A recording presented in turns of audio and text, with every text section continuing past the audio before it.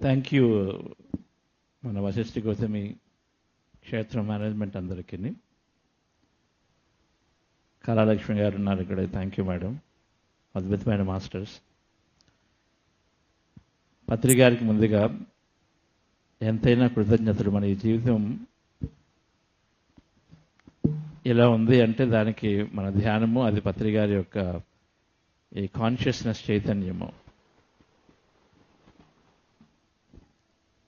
ఇక్కడ ఎంత అద్భుతంగా 3 గంటలు మనం ధ్యానం చేసుకున్నాము. అద్భుతమైన ధ్యానము. ముందు అంతా ఒకటే ఉంది, ధ్యానం ద్వారా వస్తుంది అనేది మనం చెప్తూ, పిఎస్ఎస్ఎం ప్రత్యేకత అఖండ ధ్యానం అనేది మన ప్రత్యేకత. ధ్యానం ఎన్నో మంది ఆర్గనైజేషన్స్ ఇస్తున్నాయి, కానీ అఖండ ధ్యానం పిఎస్ఎస్ఎం మాత్రమే ఇస్తుంది. సో ఇది మన ప్రత్యేకతని పత్రిక ఎప్పుడు కూడా దాన్ని మ్యాక్సిమం మనం ఇవ్వాలి. ధ్యానం ద్వారా సమస్యలు సాల్వ్ అయితే అఖండ ధ్యానం ద్వారా అన్ని సమస్యలు పోతాయి.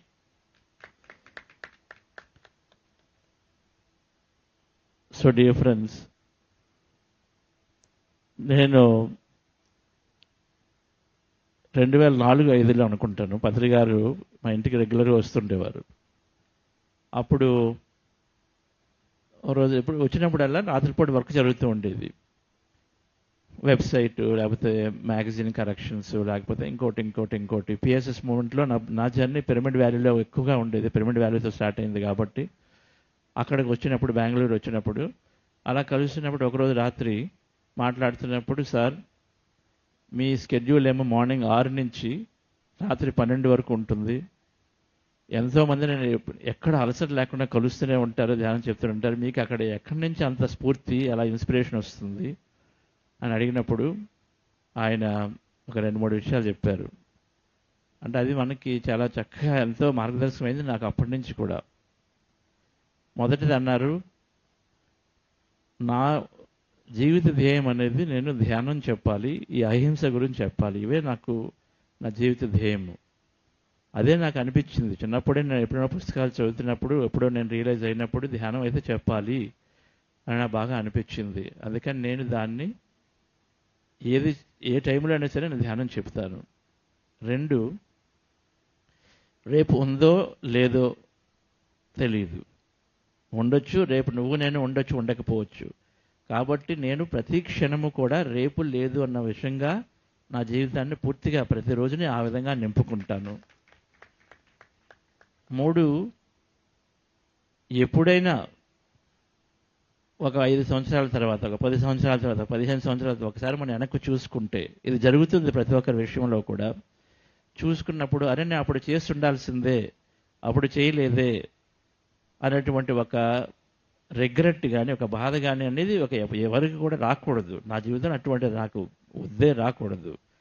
అందుకని ఈరోజు నేను ఉన్న క్షణాలని ఎవరున్నా నాకు సంబంధం లేకుండా, నాకు తెలిసింది, నాకు చేయాలనుకున్నది ధ్యానం గురించి, అహింస గురించి చెప్పడం కాబట్టి నేను పూర్తిగా ప్రతి క్షణం దానికే వినియోగిస్తాను, దానిలోనే ఎంతో అద్భుతంగా ఆనందిస్తానని అప్పుడు చెప్పారు ఆ రోజు.